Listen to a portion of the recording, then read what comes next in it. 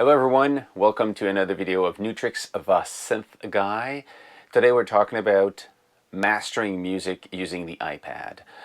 This topic came about because when I did demo my top apps for the iPad, I did talk about one mastering software. The question came about what other mastering software is there. So I looked around so I can actually see the differences between the different apps. I got one free, the three others that I bought myself. I'm going to talk about three apps that are selling themselves as a mastering tool for music for the iPad, and one that is you can do mastering with it, but it's not the first thing that they're doing when they sell it. Before getting into the apps, just let's talk about what the hell is mastering. So many people look at music mastering like some type of mystique session or a mysterious, magical thing that happens when a mastering engineer does the job, which is, it can be that at one point. But let's go back to what it originally was. Mastering was originally for taking a professional medium like a tape recorder that was high-end quality and that was used in the studio, and convert that to a consumer format, a vinyl or a tape cassette. So these two formats, from the high end to the consumer, did not have at all the same frequency range or the same dynamic range and length. Vinyl has a length on the one side and on the other side, and all these technical aspects made it to a point that you needed to master for that format. Okay, that's the original reason why mastering came about. And today we still do mastering because it becomes another step in the process, and the logic of mastering would be linked to two things. First, you want mastering because you want it to sound better.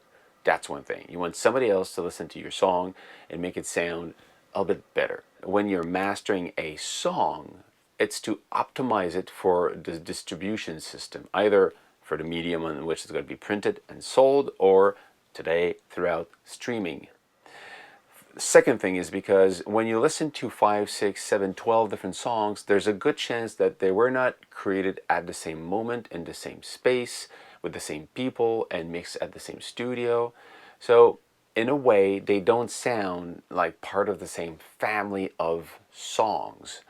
I don't want to say that they should sound the same, but they should sound like they're part of the same entity, the album or the EP or the mixtape, whatever you want to call it. Mastering today is mostly for that part, to get it sounding like it's a whole thing. It's a family of songs that are meant to be together. So somebody else comes in, listen to these songs, and do the final touches on them. And when I say final touches, most mastering is done using two tracks, the left and right. Basically, the master mix is then mastered for the release. That's what usually you see. That's, if everything goes well, that's how it should be. So mastering is still important today because you want your stuff to sound good and you want your stuff to sound like it's a whole. It's not a collage of 10 different songs from 10 different people. It sounds like it's a whole thing. So it would be the last step. And if everything goes well, the mix that you provide to the mastering engineer, your mix should be absolutely nice and good and perfect. Meaning, the mastering engineer should not have to fix your mix. If that's the case, he's not mastering, he's repairing stuff, then mastering. So it's another step on top of that. A good mix can be mastered to be a super good mix. An okay mix has to be repaired into a good mix, then to be better again. So if your mix has a problem, then the mastering engineer becomes a repair engineer, and then he's gonna do mastering after that. So it's not gonna be as good as if your mix is super good. So what are the 4 apps I'm talking about today? First of all, we have Audiomaster Pro. Just for your information, I had to redo this video, this section here, because actually when I was starting to do the editing, I couldn't understand how this app was announced as being mastering, and I couldn't find any feature in it. Now, I'm going to show you why I didn't get it. So first of all, I only thought that you had these 5 EQs, and that was it. So I was like, okay, cool, you have EQs, but that's not enough. We expect some, you know, compression, limiter, and multiband compressor, whatever it is. We expect something to be able to do mastering. Now, there's like no manual with this thing. You've got like, yeah, there's news on Facebook, check us online. There's like nothing, no information. So I didn't get it until I just saw the online video, and basically you need to swipe it on the side, and then when you do that, you're loading new presets. Now they have a graphic, you can't touch anything, nothing is actually working on these graphics. These are just presets. So this is the example of something somebody wants to have mastering but doesn't want to touch anything. It's a load presets and use it, basically, you know. And for each bank, I would say, there's like 3 memories. So the podcast, if you play it, okay, 3 version, move it, listen. Now it's, the high end is nicer, more clear. And that this was folk music, but again, don't care, just call it preset number whatever, 15. Doesn't sound the same. This one close to the other one. More bass, less high. So different memories, presets. You can't change anything outside of the master volume at the bottom here, but you're basically going through different presets.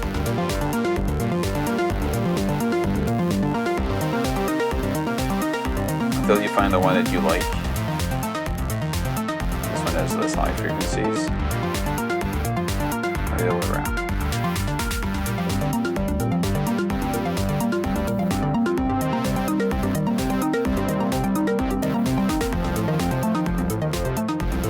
So there's just a bunch of presets with graphic and a choice of 3 options again.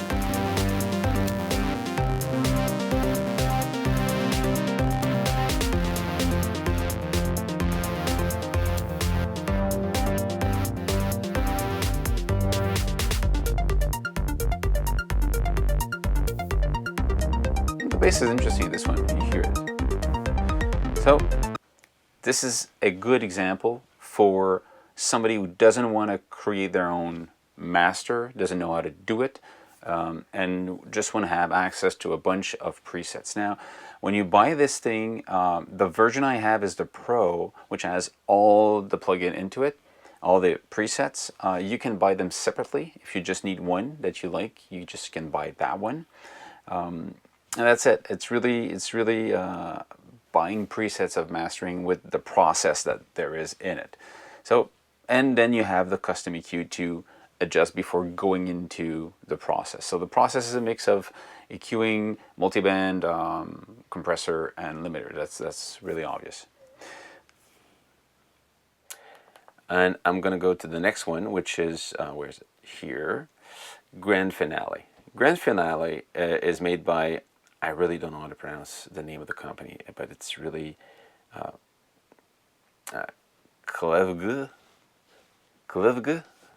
Sorry if I'm destroying the name, but they're doing a lot of really nice plugins and apps for the iPad. So they're not new in this, and they're doing something really nice. Now, right away, you see something that we expect a little bit more when we're doing mastering. You have the first section here, where you can actually cut the low frequencies here from 20, 35, and 70. So this depends on the style of music and where you expect this to play.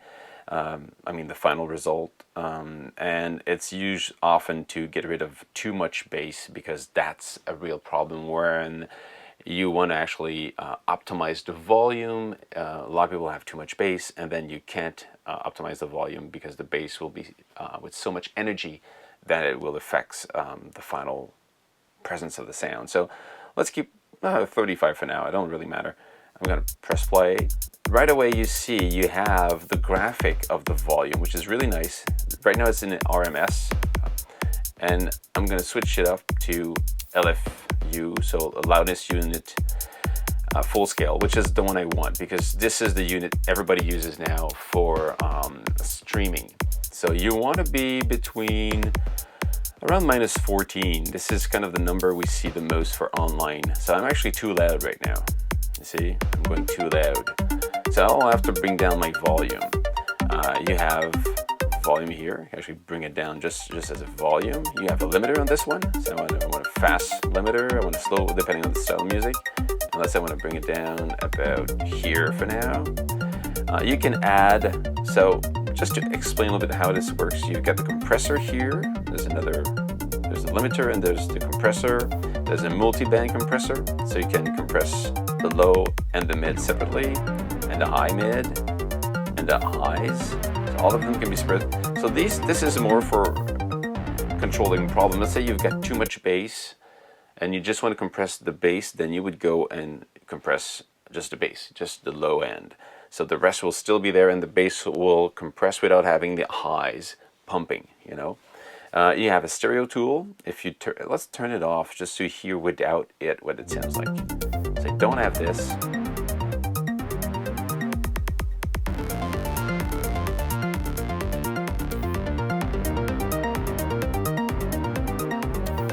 Hear that? The hi-hats are wider. Closer. Wider. Okay, so that's it. It's just, but don't overdo stereo, because at one point, if you go back to mono, some stuff can happen that is weird. So again, you have to listen to how it sounds and what it does on your stuff. Then you got an EQ, a very simple one for bass and treble, so you can play with that. And their percentages, and all of them, you've got the default value, but then there's also options here. There's some kind of presets a little bit you can play with, which is nice.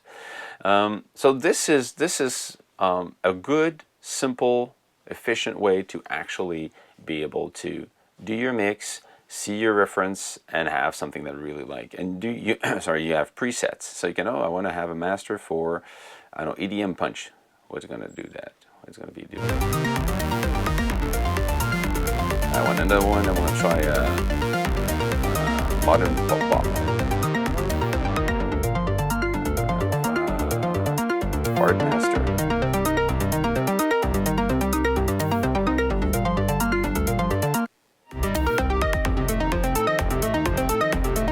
Okay, let's try acoustic, brightness.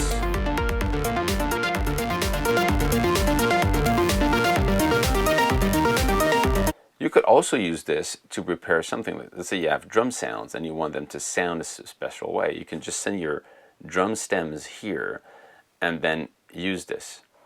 Now, one thing that I wanted to talk about is the fact that this window called Add Ear is basically a parallel compression and a parallel distortion and a parallel gain to the rest of it. So if you want to do parallel compression, you have to add this one and use this. And the distortion, it's mostly something like, they call it sparkle example. Let's try this. You don't have it? Have it.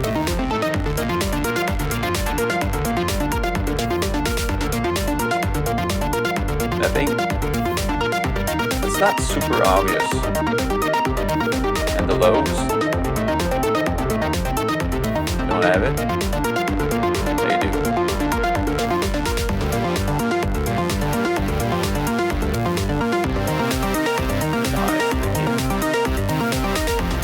So the goal to this is just to open up these frequencies. So you select which frequencies you want: the bass, the low mid, the high mid, the sparkle, and extremely really high frequencies. And it's adding distortion for real, but in a way that it just enhances these frequencies. So I like it. I like it. It's very simple, efficient. You have, the playback. The only thing I don't like, it's not something I don't like, it's something I would wish to have, is to have a reference track. And in any tool I saw right now as a mastering tool, there's kind of no place for a reference track. What I prefer to do if I'm going to master a song, I prefer to have a song from a band that I know sounds good and is in the style of the result I want. I want to have something that has that density of sound, that width, that and the sound of it and the presence of it. So I'm going to put that song in my DAW, and I'm going to listen to it back and forth between my mix, my master, and that master, just to say, am I in the same ballpark? Am I close to that? I wish we were able to go into this and add a reference track and just play it, just to A/B my track to that reference track. So that would be kind of the only thing I would like to add to this. But this is pretty nice, pretty efficient. Of course, we could have other things, but this is well laid out, simple, efficient, presets, all that. Pretty cool. Next one is Final Touch from Positive Grid.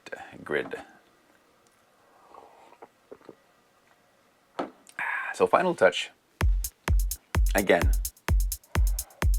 a very complete one. You've got the graphic on top. You can move around in it, so it's totally normal. What's nice about it, if you look at it, exactly the layout you have at the bottom, pre-EQ, when you press on it, you switch that window, reverb, dynamics, stereo imaging, or stereo image, post EQ, and maximizer. So all of these are the kind of effects or processing you're going to have. You can move them around. You can change the sequence if you want. So that's really nice about how you approach this if you want. And to turn them off or on, there's two ways. Either you press on them on the screen itself, and because I was in maximizer, it actually turned off maximizer at the bottom here, and or you can just drop them down so they're in the chain, or push them up so they're out of the chain, so they're kind of inactive right now. So let's go back to the first one. Pre-EQ, you have the pre and the post EQ are basically the same EQs. What's interesting is when you play some stuff, I'm going to turn the volume a little bit down. When you play some stuff, you actually see the graphic.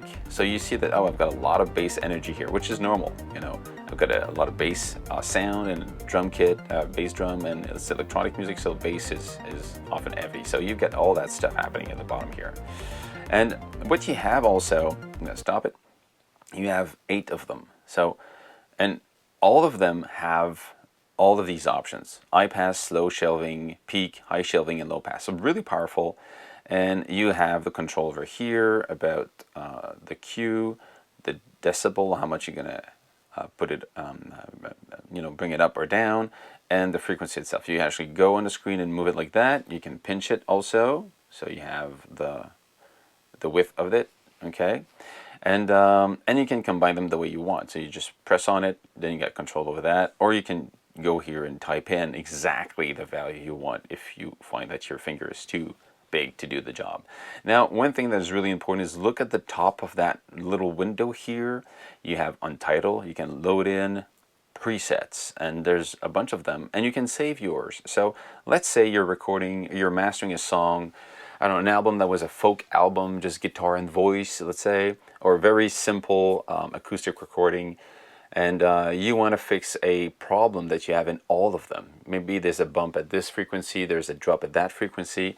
So you can kind of do that EQ the way you want and save it as my EQ for this recording. And then you can take that back every time you're loading other songs from the same recording studio or, you know, event that you recorded, and reapply them and then tweak it a little bit. But then you're starting from the one you did, and you know it sounds good for that type of setup. At the top of that, you also, not the top of, just beside Untitled, the name of the whatever you're loading presets, you've got S, B, L. What S is solo for left in this case, or B for bypass. You don't want to hear the effects on left. You get link, the two are together. So you can actually change this only on right and go into left and then change it the other way. So this is interesting if you have a problem. You know, if you have some type of noise on left side, you go into left and then you EQ the noise, and then you know you're controlling just one side and not the other. So this is something you could do. There's also the option, I'm going to go back to stereo, linked. There's also this option here of going from stereo mode into mid-side mode. And mid-side mode, if you don't know what it is, I'm not going to explain what it is, but mid-side is a way of recording sound with 2 microphones to create stereo and depth. And you can, if you record it using mid-side microphone, you can use mid-side to decode it into the right space, or you can use these type of EQ to create space. So to have, let's say, a wider frequency at 4K. If you find that 4K is too mono, you can have it more wider. So you can create some space using this at different frequencies. So it's really interesting. I'm not going to touch that for now, but I mean, you know what this is. So this is pre-EQ. Then you get reverb. Reverb, I would say again, it's for recording, acoustic recording when you're lacking a room because it was too dry. You can add this. You get 3 different sizes of a room. Actually, a small room, a hall, and a plate. And you get the control, and you get low pass and high pass. So, I mean, basic stuff that you expect. That works. You have one of the most interesting and important one is the dynamic. It's a multi-band dynamic compressor. You have for the low frequency, the mid, and the high. You've got 3 band if you want. Okay, actually, you have in between the bands, and you have 5 of them. So depending on which one you click, all of them you have. You see the bands. You can do it mono. You can mute it. You can put it in solo, so you hear only that one. You see, okay, this is what I want to do. So you can, in this case, I'm boosting it, but I can also go in and changing the ratio, the release, the threshold. You can really control this as a compressor just for the bass. So if you got too much kick or too much guitar, whatever it is, the frequency you have, you can go on this one and decide which one you want to control in. So it's really powerful for this. So really nice. Again, what you have on this one is the option of going and load different presets that they did. Let's say I want to have thick and warm. Okay.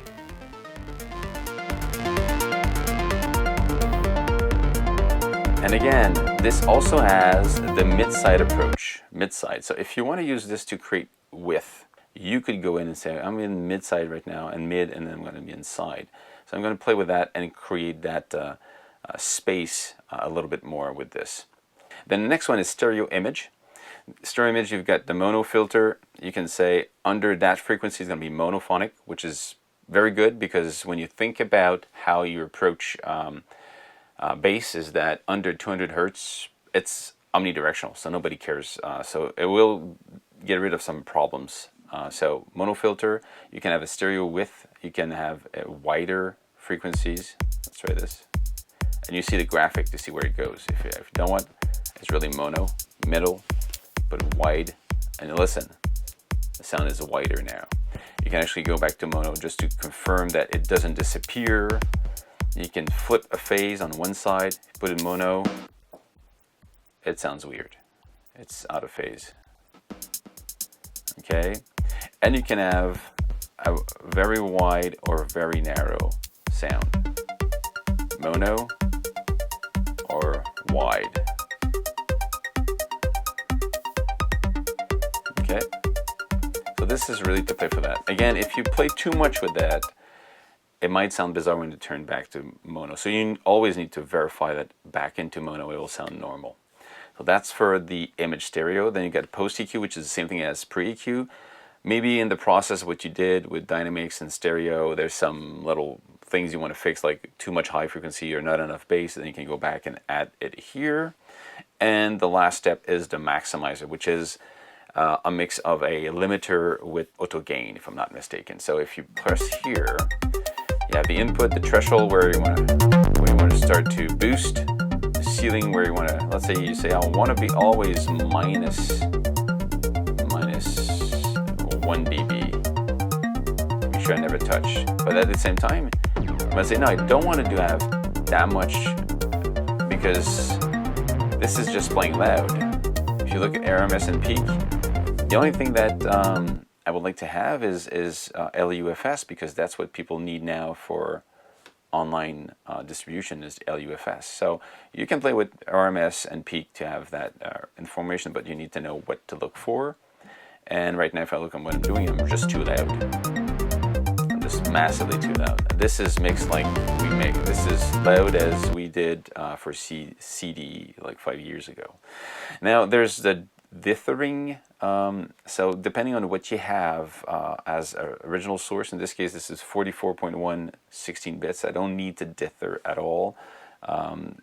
Dither, for those who don't know what it is basically optimize the quality sound when you go from a higher bitrate to a lower bitrate. Let's say you go from 24 recording and you want to go down to 16, or somebody asks you to do that. It's going to be in a video game, for example, and they say, I don't have the space to play back a file that is 24 bits. I want it to be 8 bits, but you want it to still sound good, so dither can optimize that conversion if you want. So really interesting, really powerful. Again, if you like what you're doing, you can actually save it as a preset and load it back. So you see here, sticky, these are my songs I did in the past, and Nu-Trix Power September. So these were different songs I was working at that point.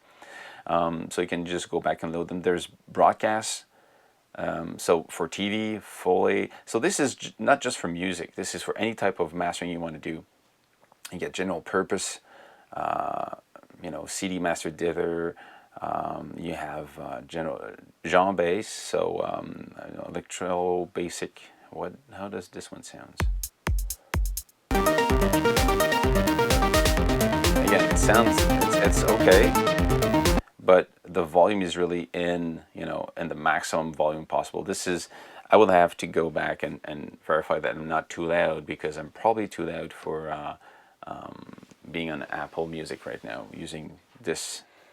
So I'm going into Auria Pro. So I'm importing the file into my DAW. It doesn't have to be Auria Pro. I personally like it because I know how to use it. Now that I have the track here, I'm going to go back to my mixer window. If I press play, I've got the same song playing. I've got the volume I can play with, of course. But what I'll do now, I'm going to insert, I'm going to go EQ, the Q2. And again, if I'm playing around with the EQs, I can do what I need to with them. I can play just left and right separately. I can have them linked. I can change the type of shape that they have. I like the FabFilter Pro Q2, and this is really powerful in this one. You can play with that, and if you want to, you can also change. You can have presets you can load. So again, depending on how you want to work with this, it's really interesting. So this is one thing, okay? Because if I press play here, I can actually see what's happening. I can play with that, okay? The second one would be compressor, like the one you just talked earlier.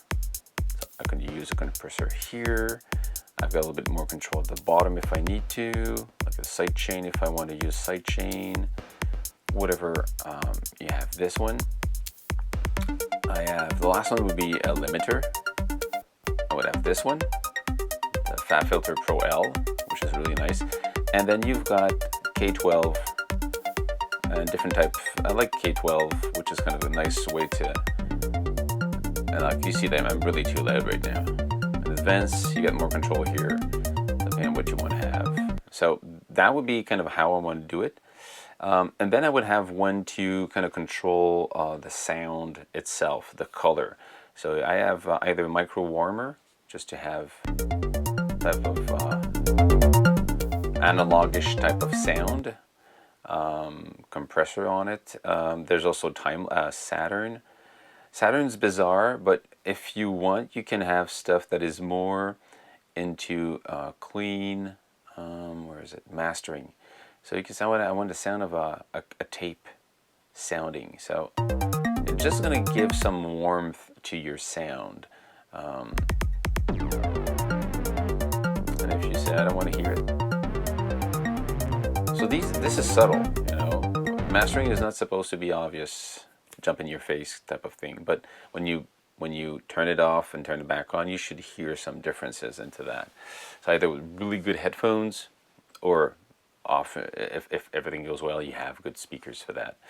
So that would be the 4 I would put. If you need more, you've got effects here, you've got an EQ, and another compressor, an expander if needed. One thing that is interesting though is that you can go in and load something else. future moment here. So the EQ, the first one we talked about, the Audio Master Pro, you can load it here and use it. So if you like this, it actually reappears within your DAW if needed. And what you have it also, you have the meter. So you'll be able to see here.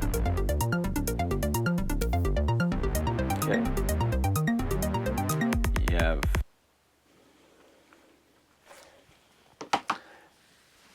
when we talk about these different apps, if you want the solution that is a no-brainer in the fact that you don't want to have to control the sound, you just want to have a solution, you put your sound in, you pick a preset and you EQ a little bit and you're happy, then the Audio Master Pro is the one for you.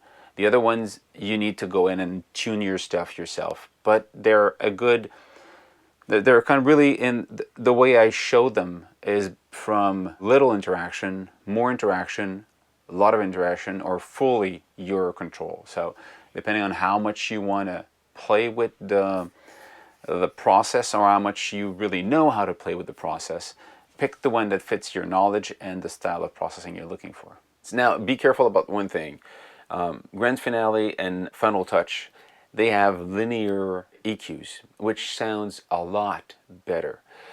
If you don't have linear EQs, if you put just normal EQs into your sequence of mastering, you will create phase problem because normal EQs are not linear.